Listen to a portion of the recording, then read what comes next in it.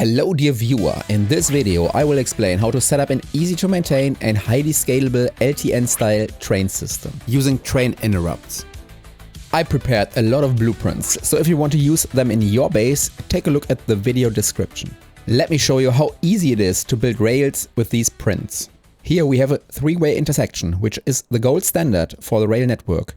I do have a four-way blueprint as well, but you should avoid using them, because they usually invite train congestion. This is a roundabout for the end of the track. It allows trains to turn and you can always transform it into a curve, three or four-way later. Roundabouts use the chain signals in and normal signals out principle, as explained in the video linked in the top right corner. All blueprints use the snap to grid feature with a chunk-sized grid to make placement easy. Of course, there are prints for straight rails with and without signals. I'm using 2-2 trains in this video. If you want to use longer trains, you only have to modify the distance between signals on straight tracks. I already prepared a decently sized rail network, so let's move on to train stations next. For this demonstration, I use two train station designs. The small one has one train station and 3 waiting area slots, which means the train limit in the station is set to the maximum possible quantity of 4. You can reduce this number if the product you want to move needs less throughput. The larger station design has 2 train stations for double throughput and 4 waiting area slots. Each station has a train limit of 3, the total number of train slots is therefore 6. I'm using chain signals, so the trains will wait in the waiting areas instead of directly behind the train stations. For the 2 station design, this is a must-have design choice. I'm using infinity chests in this demo, so let's set them up to provide items. This one is a coal outpost. Here we have copper ore and down there iron ore. I will build some more stations to show you how to connect outposts to the train network. In this case, I built a small station blueprint and I used the connector for straight rails. Just make sure you don't interfere with the already existing signals on the main track. This, on the other hand, is the connector for the roundabout and it leads to a new double station. Just build stations wherever you want and connect them, easy peasy. The naming of the stations is important for the next section of this video. All loading stations for cargo must have the exact same name, no matter what item you want to move. There are also blueprints for the transportation of liquids, which have their own shared naming. The unloading stations, on the other hand, must contain the symbol of the product you want to unload and stick to the same naming pattern. For example, iron ore symbol unload. This is a locomotive refuel station. It's also the perfect location to create new trains. In order to do this, I use a blueprint as well. Yes, you can blueprint trains. Let me explain how the schedule and the interrupts work. I already made a more detailed video about interrupts, you'll find it in the top right corner. The schedule has just one entry, the generic loading station, with full cargo weight condition. Interrupts will do the heavy lifting to make it all work. First, the refuel interrupt. Trigger if there's less than 2 rocket fuel, and then go to the dedicated refuel station until all locomotives are fully fueled.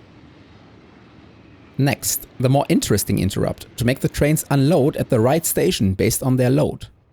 Trigger if the train has cargo and then go to cargo wildcard symbol unload. The game will replace the wildcard with the actual item that is in the train, and if a station with that name exists, the train takes off. The waiting condition is empty cargo. In order to move liquids, we have to set up a second train group though. I already prepared the schedule and made a train blueprint. The schedules are quite similar, but the station naming has to be different.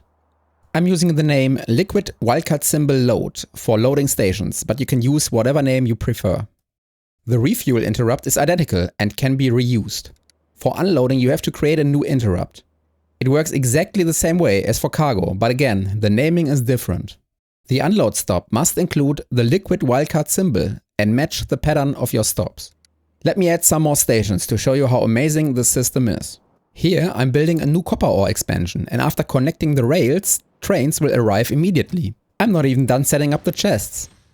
It doesn't matter what item you want to move. Trains will transport any item properly as long as the station names follow the pattern. This train, for example, moves uranium to the uranium unload station. You want to move 30 different items with this system? No problem at all. In this picture you can see my unload stations. It's quite busy here. Oh, I forgot to create a liquid station for water. This train system is easy and scalable, but it doesn't know about the contents of your chests, which means it is not able to prioritize trains based on your actual supply and demand. Therefore, it's not truly a fully fledged LTN logistic train network. When trains are done unloading, the game will only look at the loading stations and their train slot status and use the train limit prioritization to evenly distribute trains. To make sure that there will never be a bottleneck even for the high throughput train stations, you have to make sure that there are enough total trains in the system. With the blueprints I'm using here, this is easy because there are so many waiting areas and thus train limit slots. Nevertheless, I want to finish the system by adding general waiting or relax areas.